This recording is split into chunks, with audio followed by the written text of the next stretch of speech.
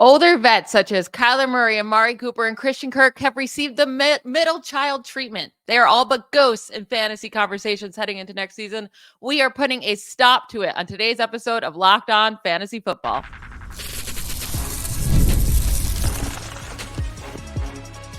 You are Locked On Fantasy, your daily NFL fantasy podcast.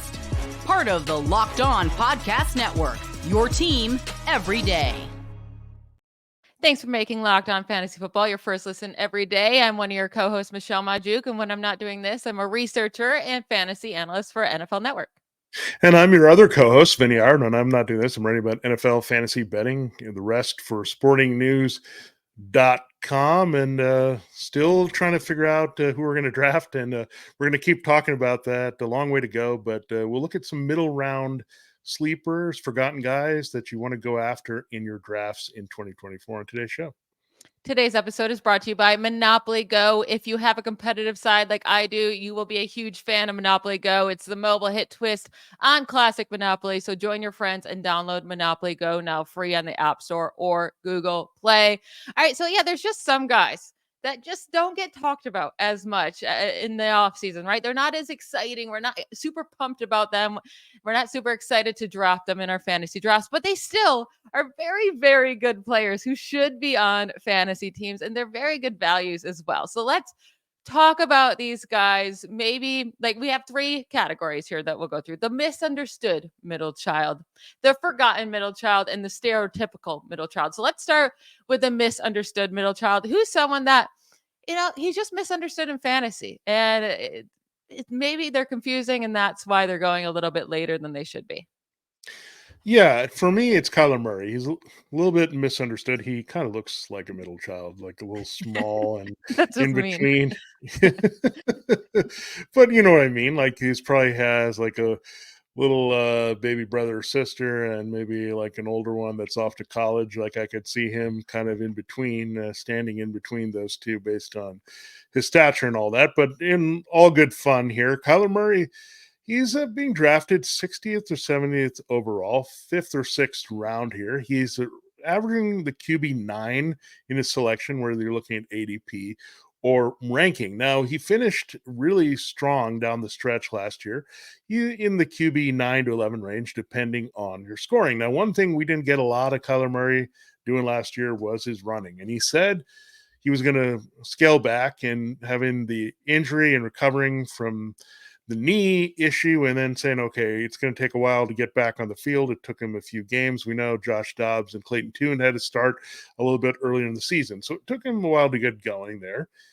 And then he put up some really good numbers down the stretch, and this was with pretty much nobody. I mean, Trey McBride was his most reliable receiver at tight end, and just kind of piecing together everything else. Marquise Brown was hurt for quite a stretch. Now you get Marvin Harrison Jr. We expect a big year out of him immediately as a rookie, potential top 12 wide receiver 1. So kind of the DeAndre Hopkins void has been replaced here with that clear number 1 target. I think you also look at McBride and what he can do. I think Michael Wilson can have a big year for them in year 2 as a second receiver, and they can kind of fill in the gaps with some of the other guys they have. And I think you'll get Kyler Murray running a little bit more. That's the biggest thing, is he kind of wants to keep that part of his game limited so he can prove himself as a pocket passer. But I think that's going to return here. He's got that full off season now to heal beyond what he had last year with the knee injury. So he didn't really show signs of being slowed down. He's also going to be very motivated, because that's the biggest news we've heard about Kyler Murray. He hasn't been talked much in fantasy, but he's talked about in reality from the negative point of view to say, is he going to keep his job? Is this a make or break year for Kyler Murray? They could have moved on, right? They had the opportunity, maybe make that trade, go turn the page, but they're not doing what the Giants are with Daniel Jones, where they're kind of fickle with him. They're committing to Kyler Murray for at least one more season because they paid him a lot of money up front. So they got to do that. He was the number 1 overall pick from 2019. You got to see what you have. And we've seen him do great things. I still think there's some upside left in him as well. So I look at Kyler Murray again. He hasn't totally committed to that cheat code that we're looking for.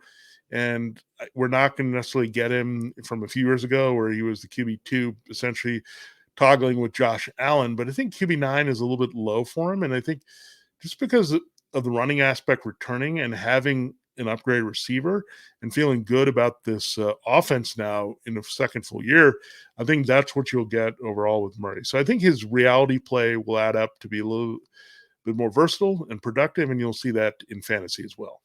Yeah, he's totally being forgotten about at the top tier here. I mean, everyone always brings up the top three, right? In Mahomes, Allen, and Hurts. But with all the question marks around those three, I mean, Mahomes has been a couple years since he's been a top three type of quarterback. Hurts at the end of last year fell apart. Allen lost to Stephon Diggs. Like Kyler Murray has the same exact ceiling as those guys. I think he should be. I mean, it's really nice he doesn't cost that, but he should be talked about in that top 5 group. But now, because of the Strouds and the Loves and the Burrows and like all these exciting new names, right? He's kind of forgotten about, but man, he's going to be a great price this year. Now, I'm going to go with a wide receiver who's misunderstood, and it makes sense why he is, right? It's wide receiver Amari Cooper from the Browns. Right now, he's wide receiver 29. That's his price. 52nd overall among all players.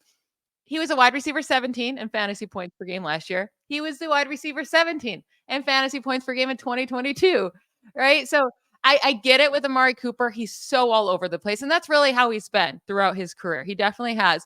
But I think things could be more consistent with the Browns. So he had to play with 4 different quarterbacks last year, right? All 5 of his receiving touchdowns that he had last year were with Deshaun Watson or Joe Flacco. Like he did not catch one from Dorian Thompson Robinson or PJ Walker, but did they throw any? I don't even know.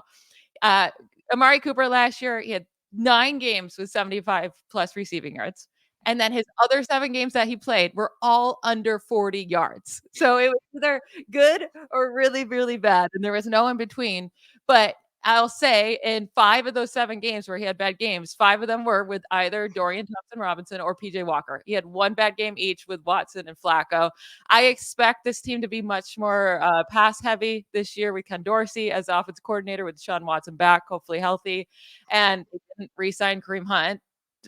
Nick Chubb's coming off an injury.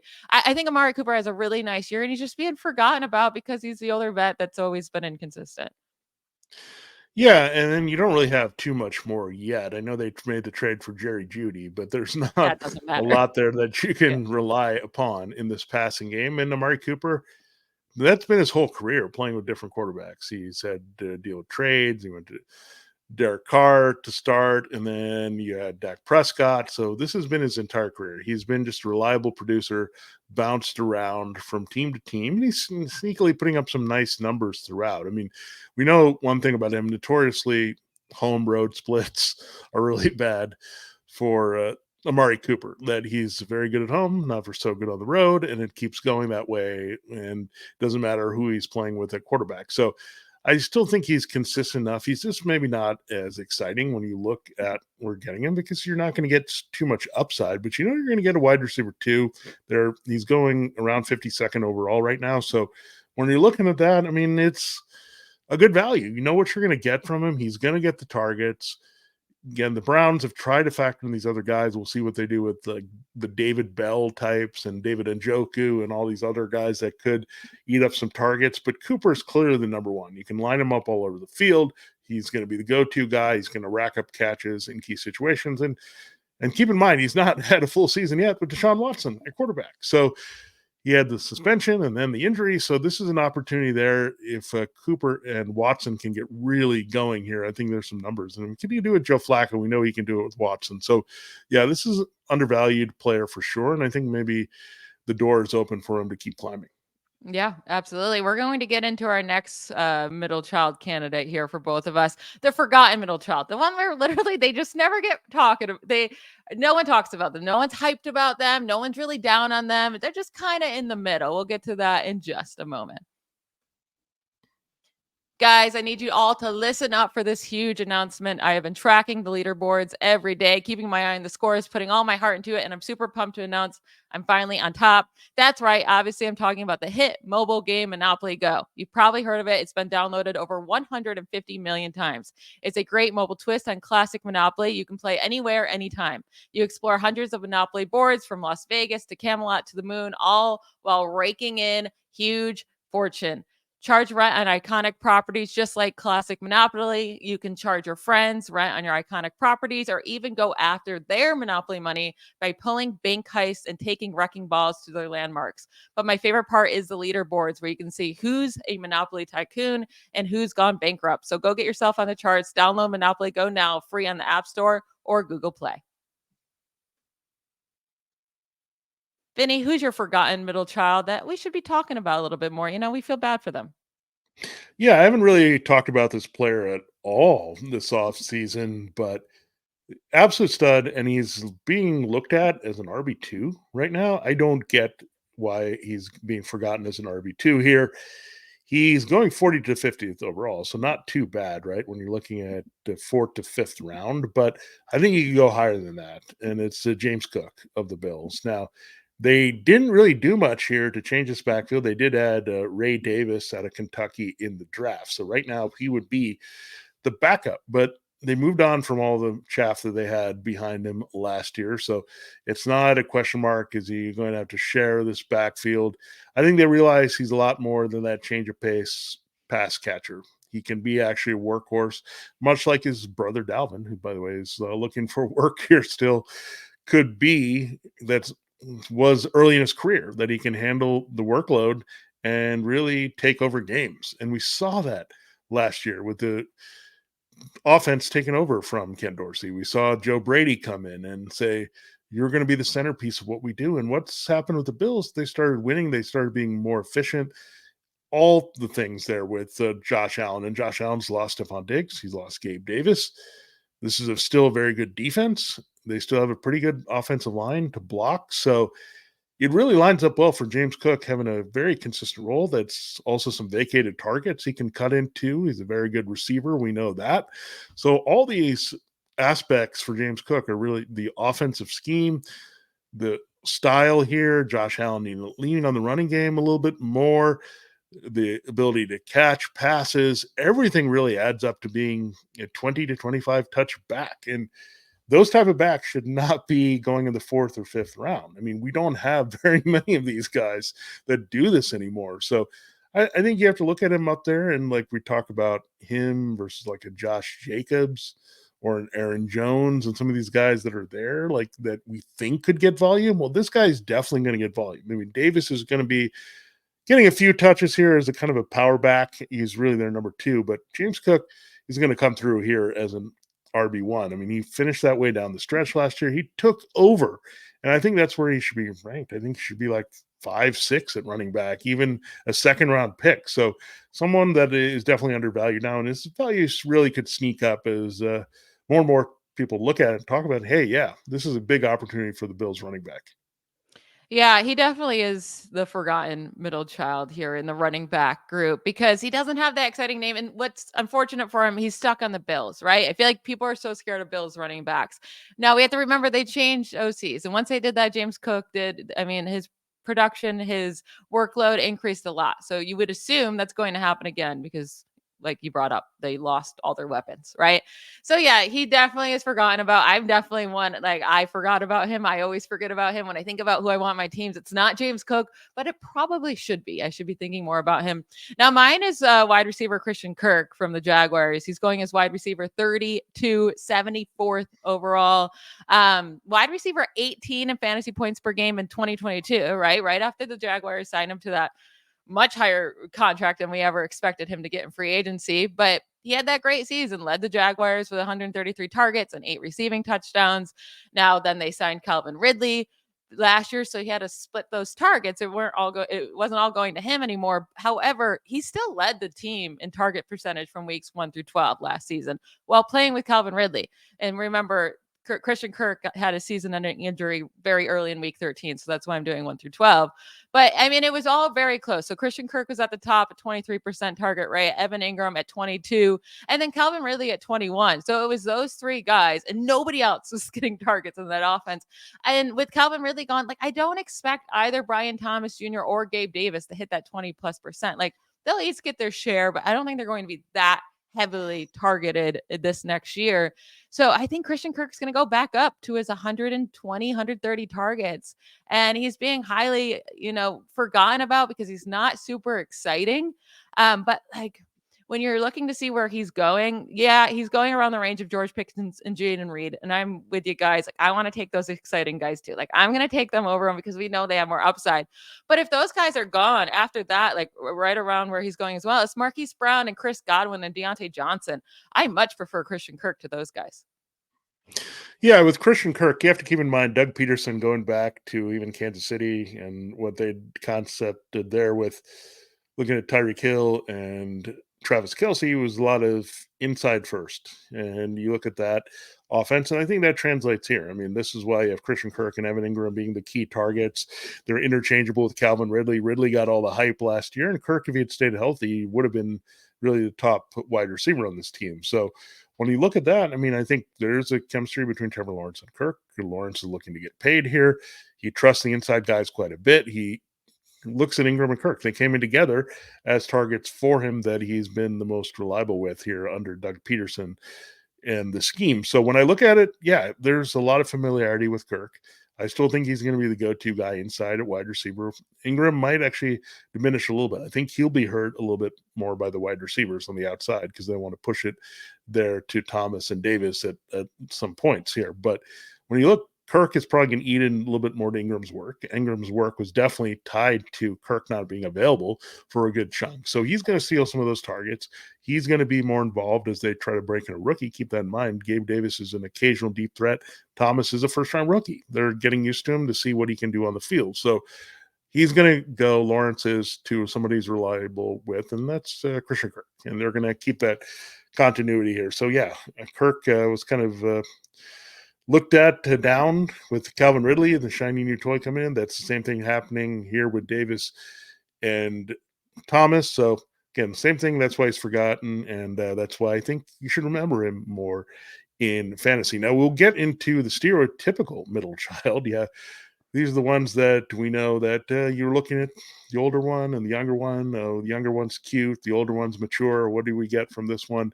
Well, we'll tell you two that fit perfectly into that. Two more running backs here in our final segment on the show. All right, it's a very exciting time as we have new series starting in the NBA playoffs and NHL, same thing. I mean, we're transitioning now to the next round. Well, a couple big games already, and I do like the home games tonight. The Celtics will be hosting the Cleveland Cavaliers. You have Oklahoma City Thunder against the Dallas Mavericks. Those are both tipping off tonight, and those are two great games to get the action on here. I do like the home teams to start those series off at a bang, and it's winner take all time there. Not only in the NBA and NHL, FanDuel is giving you a shot to bring home a big win of your own. That's right. Only at FanDuel, new customers can get $150 in bonus bets with any winning $5 bet. That's $150 to bet on spreads, money lines, player props, and a lot more. Visit FanDuel.com/lockedon and make every playoff shot count for you. Again, that's FanDuel.com/lockedon. FanDuel, America's #1 sports book. All right, let's reveal our stereotypical middle child choices. Before we've talked about Kyler Murray, Amari Cooper, James Cook, Christian Kirk, the forgotten middle childs and misunderstood ones. And now, Michelle, let's reveal the stereotype here in your draft plan. Yeah, so when you're looking at the stereotypical middle child, I think the perfect range for this is like the middle of the RB2s, right? When you're talking like RB 15 to 24 range, it's that range of the Najee Harris and the Ramondre Stevenson and the David Montgomery, James Conner, that range. And Aaron Jones is sitting there too as well. So yeah, he's an older middle child, but old people it can be a middle child as well. So he's going as the RB 18 right now, 61st overall. And I think he's been kind of looked past now for a couple years because he's been struggling with these injuries. I mean, last year was just a disastrous year with injuries, right? So went off in week 1, but sustained that hamstring injury. And then he had to miss the next few weeks. He tried to come back in week 4, re-injured the hamstring immediately. So he didn't really play at all until week 7. Then he comes back in week 7, very, very slowly comes back. The snaps were so limited. He had like 15 total carries from weeks 7 and 8 combined.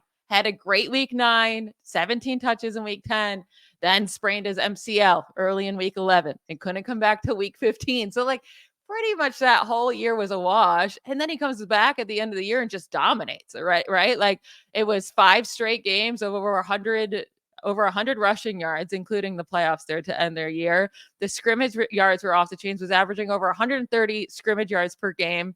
And so obviously his fantasy points were super high. Unfortunately, you didn't get them, right? Because it was only week 16 and 17. If you had them weeks 18, wild card round and divisional round, you probably weren't playing in any fantasy leagues. But still, he was hyper efficient as well, averaging nearly 6 yards per carry. Like he looked fantastic. Now he obviously changes teams. The Packers move on from him, but he goes to the Vikings, who literally, I mean, I know they have Ty Chandler, but I think they signed Aaron Jones for a reason. I think they realized Ty Chandler probably shouldn't be just the lead back. Aaron Jones is going to be given the chance to take a heavy amount of this workload. Plus, with a rookie in the backfield at quarterback with JJ McCarthy, like he can lean on the veteran. I think Aaron Jones will be a huge help to him. With Hawkinson out, who knows when he's going to be back? It's midseason, probably by best that Hawkinson's even back out in the field, let alone getting him up to snap. So it's very likely that Aaron Jones could be the third target on this team behind Jefferson and Addison. And that's the case. Like, I think Jones could have a sneaky, really solid year, and he's just kind of like that guy in the middle. Like you're like, meh, I don't really want him, but he could be really interesting. Yeah, I think also we have the taste of the Vikings running game and rushing attack with Alexander Madison fresh in our minds as well. That was not very pretty last year. It was a grind to get points. You had to hope for a touchdown. And you were hoping that at some point they would say, okay, go to Ty Chandler, but then you didn't really see anything materialize there. So I think this is why they made the move for Aaron Jones. It's funny. It's yet another division rival. I feel like this division has got some nuts changing of the guard here with like David Montgomery going from the Bears to Lions, and this is another case as well. So I will actually have one of those with my selection here. And again, Aaron Jones can be solid for you. And again, I thought he was a safe pick last year. Unfortunately, got hurt, didn't line up, but we saw in the playoffs he still had plenty of juice. I think my guy still has a lot of juice. DeAndre Swift. Now he's now on your second team. So you did a reverse Dave Montgomery. Now he's on the Bears via the Eagles. So it didn't work out. I thought it was going to be a great time with the Eagles, right? It's his hometown team. He's a Philadelphia native. Everyone was excited. He was wearing number 0. He had that one game, remember, in prime time against the Vikings where he was the workhorse and he was awesome. And then he didn't really do too much consistently after that. This running game was weird. And then you had, of course, Jalen Hurts steal all the touchdowns. So there wasn't a lot there in the rushing attack. So now you go to this crowded situation. We've talked about it. There's a lot of targets and mouths to feed in Chicago with Caleb Williams. That includes now Keenan Allen with DJ Moore and just more guys there. Cole Kmet is now got some company with Gerald Everett. But that said, DeAndre Swift as a running back will have a lot of opportunities here. They looked at Roschon Johnson. They looked at Khalil Herbert. If they were sold on either of these guys being a 20-touch back as a youthful movement, they would say, okay, we're going to go to one of them, right? No, that's not what they did. They pretty much demoted Herbert down the depth chart. I think they would trade him if they couldn't just straight up cut him here in training camp. I think they've seen enough. He's just not a durable back, and this offense is new. Keep that in mind. It's Shane Waldron. So that's also going to help. I think DeAndre Swift as a runner can have a little bit of Kenneth Walker in him if he's put to that test. We saw it in that game, right, against the Vikings last year. He can be that type of runner as well. He's not a guy that we've kind of just looked at a scat back, and I think why we did that is that's how he started his career with the Lions. That's how they used him. But I think they can use him as a regular running back. And on top of that, I mean, they used Roschon Johnson quite a bit and Herbert in passing situation. I think Swift is going to get those 50 catches potentially from those guys. Like he's going to steal their workload there. He's probably going to get a good 200 carries in this offense. I think that's what's going to happen. So when you look at it, the Bears offense should be much improved. Waldron is going to have a good effect on Caleb Williams. That's why we're high on Caleb Williams. If we're high on those guys, and then Keenan Allen can continue to produce, and DJ Moore is going to be good, and Cole Kmet's going to be okay, then Swift has to be good. This offense is going to produce and give you more points and yards. Swift is going to be productive here. So I do like it quite a bit here. And again, I think he's one of those guys, Michelle, like Aaron Jones, look, we may have been down on what was there before, but this situation, that's why they went out and got this guy, changed their offense to be a little bit more efficient on the ground. So I'm really excited about what Swift can finally do here on his third team. Yeah, I mean, imagine last year if Swift didn't just how many times did he get taken down at the 1-yard line? And then they would Yeah. just do the push. They wouldn't even try to run it with Swift. They would just say, Jalen Hurts, get it in. He could have easily had probably 10 more rushing touchdowns, right? And if that's the case, he's going so much higher this year. Even with changing teams, the Bears, he'd be drafted so much higher. Now, the Bears paid him a lot of money. You would expect them to use him in that way with giving him the workload. We'll see how many targets are go around because there's so many weapons there. But yeah, you're right. He's not talked about enough. And if Jalen Hurts didn't steal all of his rushing touchdowns last year, we're talking about him a lot more this year. Yeah, and I don't think Caleb Williams is going to steal too many of his rushing. He's not the same type of runner. They're not going to do the whole push, tush, push, or whatever. Yeah. That's not going to be the Bear staple of their They're offense. not I going to think want to risk his health either like that using that tush no, push. that's just you can't do that with Caleb Williams, and he's a guy that he's going to trust his running backs to score, and he did have a good back last year, and he's in Green Bay, Marshawn Lloyd. So there are a lot of opportunities here for Swift. Again, running backs get opportunities to score and produce when they have a quarterback, and you also have a rookie, so you could have more checkdowns and things like that that are going to develop here for Swift. So I love it. I love our picks here, and again, part of it is that we don't talk about these guys enough, and we need to talk about them at some point in the offseason. So this is a great way to do it, Michelle. I think middle round targets, these are the ones that actually can make or break your team. These are the picks that don't get talked about in general enough. We were talking about who I'm going to get in the first or second round, who's my late round sleeper, but we never talk about the middle round. So I'm glad we did this show, and hopefully you guys will find some of your own that you like. These are not just the 6 only best picks from this group of picks. There are plenty out there. So do your research, think about it a little bit more, and maybe if you're drafting early, jump on these values while you can in best ball redraft leagues, because hopefully they'll fluctuate back to where they need to be come draft time to give you their actual value. Yep, you said it absolutely perfectly. Great advice there, Vinny. That is it for today's show. Thank you to you all for making Locked On Fantasy Football your first listen every day. Every dayers, we'll be back tomorrow with another great episode. We have 3 more episodes this week, so don't miss it. Bye, y'all.